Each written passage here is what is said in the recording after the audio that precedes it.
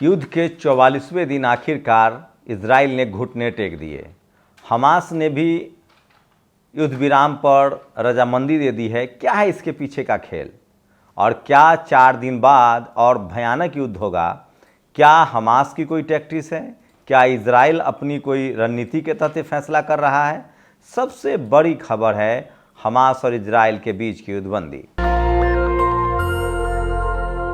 नमस्कार, मैं शंभू कुमार सिंह और आप देख रहे हैं नेशनल दस्तक। हमास और फिलिस्तीन के बीच के युद्ध पर मैंने सबसे ज़्यादा अपडेट आप तक पहुंचाया और लगातार पहुंचा भी रहा हूं। सोचिए, 21वीं सदी का पहला ऐसा युद्ध जिसमें एक देश जिसके पास कोई जहाज नहीं है, फाइटर प्लेन नहीं है, एक देश जिसकी आबादी 20 लाख है, जिसको 75 सालों से कब्जा किया जा रहा था, एक देश जिसको मीडिया के दम पर प्रोपगेट किया गया कि ये तो आतंकी देश है, ये तो आतंकवाद का अड्डा है, ये तो आतंकवाद को पनाह देता है।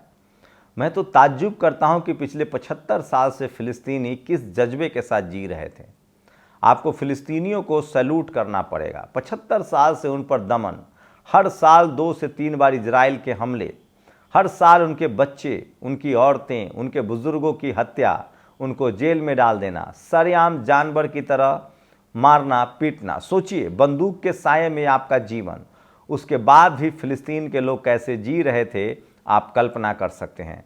1975 से लेकर अब तक इजराइल ने न जाने कितनी बार हमला किया, मासूमों को मारा, बच्चों को मारा, बेजुबानों को मारा। लेकिन कहते हैं ना कि आदि का अंत होता है। धीरे धीरे ही सही हमास ने आखिर फैसला कर लिया कि अब डरना नहीं है, अब पलटवार करना है। और इस बार तो अद्भुत हुआ। दरअसल बेंजामिन नेतन्याहू की पकड़ ढीली हो रही थी और उसने सोचा कि एक युद्ध के बहाने ही अपनी सत्ता मजबूत बना ली जाए। और इसके बाद हमास को लेकर बयानबाजी हुई और हमास ने 4000 रॉकेट दाग दिए। उसके बाद इजराइल पर सवाल हुआ कि आखिर इजराइल इतना मजबूत देश है, आयरन रॉड है उसके पास, आयरन रॉड डोम रडार है, सारे संसाधन है, 4000 रॉकेट कैसे गिर गए? बाद में तमाम जानकारों ने बताया कि सब कुछ बेंजामिन नेतन्याहू का किया धरा था, जिसने अपने ही लोगों की बलि ले ली। सोचिए, सत्ता की भूख ऐसी होती है जो इंसानियत ही नहीं, अपने लोगों को भी बलि ले लेती है। क्या हिटलर ने जो युद्ध किया सेकेंड वर्ल्ड वॉर, उसमें उनके लोगों की जान नहीं गई? खुद हिटलर की भी जान गई थी।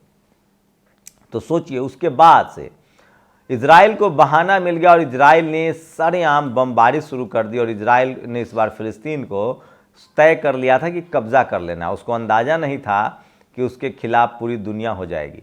उसको अंदाज़ा नहीं था कि उसके खिलाफ पूरा खाड़ी देश हो जाएगा। उसको अंदाज़ा नहीं था कि उसका आका अमेरिका भी उसका साथ छोड़ देगा। उसको अंदाज़ा नहीं था कि वो दुनिया में अलग थलग पड़ जाएगा। और उसको अंदाज़ा नहीं था कि Hamas, Houthi, Hezbollah, Iran, Syria, Norway, तुर्की जैसे, माफ़ कीजिएगा, तुर्की, सीरिया, जॉर्डन, मिस्र जैसे देश उस पर हमला कर देंगे। और वही हुआ। तो सोचिए, आज कभी न कभी आतंक का अंत होता है। लेकिन सबसे जो बड़ी बात है, इस युद्ध के दौरान ये साफ हो गया है, पूरी दुनिया को पता चल गया है कि आतंक का अड्डा फिलिस्तीन नहीं बल्कि इजराइल है। तो 4 दिनों की युद्धबंदी हुई है, ये मैं आपको बैकड्रॉप में बता रहा था। भले 15,000 फिलिस्तीनियों की हत्या हुई है, भले फिलिस्तीन को नेस्तनाबूद कर दिया गया है, मलबे में तब्दील कर दिया गया है, लेकिन पहली बार जिस तरह से हिजबुल्ला, हीथू और हमास ने मिलकर और आम फिलिस्तीनियों ने करारा जवाब दिया, रोज़ करीब 50 टैंक उड़ाए, 50 से ज़्यादा इजरायली फौजों को मौत के घाट उतारा। और अब तो रूस, चीन, नॉर्थ कोरिया के इतने हथियार मिलने लगे हैं कि ईरान, लेबनान और यमन, ये सब जो हैं वो लगातार इजराइल के शहरों पर, राजधानी तेल अवीव पर मिसाइल दाग रहे थे। इजराइल चारों तरफ से फंस चुका था। इसी बीच ये समझौता हुआ है, लेकिन इस समझौता को आप युद्ध की समाप्ति मत माने। दरअसल फिलिस्तीनी इस बात के लिए तैयार नहीं है कि अब हम कोई समझौता करेंगे। वो अपने आज़ादी की लड़ाई लड़ रहे हैं और इस लड़ाई को वो मुकम्मल करना चाहते हैं। और आप यकीन मानिए कि अब इजराइल बैकफुट पर है, घुटनों पर आ चुका है। और समझौता हुआ है कि इजराइल को फिलिस्तीन खाली करना है, गजा पट्टी खाली करना है 4 दिनों के अंदर। और जो भी फिलिस्तीन में मदद आ रही है उसको नहीं रोका जाना है। बीमारों का इलाज करना है। सोचिए, इजराइल ने अस्पताल, स्कूल तक को तबाह कर दिया है। न जाने कितने साल लगेंगे फ़िलिस्तीन को बनने में, लेकिन फ़िलिस्तीनियों ने तय किया है कि अब आज़ादी की लड़ाई मुकम्मल लड़नी है और हर डर के बाद आगे जीत होती है। तो सोचिए अब फिलिस्तीनियों ने डरना बंद कर दिया है, हमास सबसे मजबूत दौर में है और आम फिलिस्तीनी हमास में शामिल होना चाह रहा है। वहीं खाड़ी देशों ने जिस तरह से रिस्पॉन्ड किया, इससे पहले वो कभी एकजुट नहीं हुए थे, चाहे अफगानिस्तान पर बम बरसे, इराक पर बम बरसे या लीबिया पर बम बरसा। लेकिन आप खाड़ी देशों से ये नहीं कह सकते हैं कि वो मुस्लिम देश फिलिस्तीन को बचा रहे हैं। सोचिए, भारत पाकिस्तान के साथ 1975 से दहशतगर्दी है। दुनिया जानती है कि पाकिस्तान आतंकवाद का सहारा लेता है, प्रॉक्सी वॉर करता है, लेकिन क्या कभी खाड़ी देश भारत के खिलाफ हुआ? भारत का सारा व्यापार, सारा बिजनेस खाड़ी देशों के साथ है, जिस पर चीन की गिद्ध जैसी नज़र है। तो सोचिए, इस युद्ध में दूध का दूध और पानी का पानी हो गया है और हमास की जीत हुई है, फिलिस्तीन की जीत हुई है, इजराइल की हार हुई है। और दरअसल अगर इजराइल जीत रहा होता तो वो युद्धबंदी क्यों करता, वो सीज फायर क्यों करता? उसको गजा पट्टी खाली करना ही पड़ेगा और बेंजामिन नेतन्याहू चारों तरफ से घिर गए हैं, उनके अपने ही देश में विरोध शुरू हो गया है और सत्ता से जाना अब तय है। लेकिन एक शख्स ने, सोचिए, और ये सब कैसे हुआ? इजराइल की पोल कैसे खुली? दुनिया ने इजराइल से किनारा क्यों किया? अगर आज सोशल मीडिया ना होता, आज अगर एक्स ना होता, यूट्यूब ना होता, फेसबुक ना होता, तो दुनिया वही मानती जो BBC और CNN दिखाता है, जो पश्चिमी मीडिया दिखाता है। अगर आज अल जजीरा ना होता, तो सोचिए मीडिया की कितनी भूमिका है। और भारत में ठीक ऐसे ही है, तमाम टीवी अखबार एक जाति और धर्म विशेष के लोगों के कब्जे में हैं और वो जानबूझकर इस देश के 90% लोग और अपने ही धर्म के SC ST OBC किसानों के संवैधानिक अधिकारों के खिलाफ हैं। तो भारत की मीडिया धर्म को लेकर भी सचेत नहीं। अगर अपने ही धर्म के लोगों को अधिकार देती तो वो इस देश के SC ST OBC किसान हिंदुओं के पक्ष में ही बात करती। दरअसल मीडिया जातिवादियों का अड्डा है, जो एक ही जाति के वर्चस्व की वजह से उसी जाति के हितों की रक्षा करता है। और इसीलिए भारत में भी जो भी सामाजिक बदलाव हुए हैं, जो भी सोशल जस्टिस की लड़ाई तेज हुई है, उसकी वजह है मीडिया।